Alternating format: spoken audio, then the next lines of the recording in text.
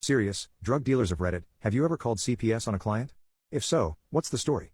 I used to deal way back when I was a hot mess in an extremely abusive relationship. I called CPS on not only one person, but 6.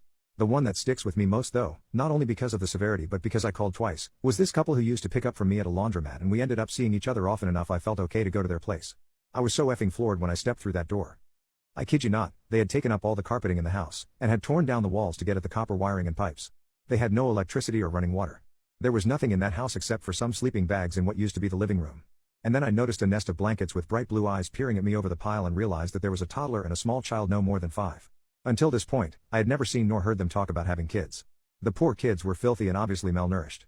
The house stunk of meth so badly I gagged. I couldn't believe it. I guess the look of shock was super apparent on my face because the dad said they were squatting and introduced me to their kids. I made some small talk and then left.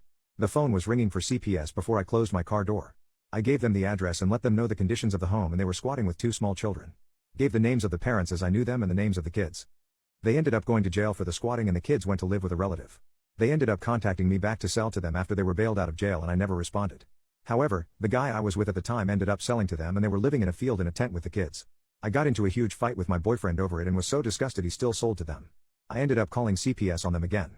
From what I heard from other people that knew them, the kids were taken permanently after that, and about a year later the mom ended up going to prison for attempted murder and the dad went to prison for check fraud some weeks after that.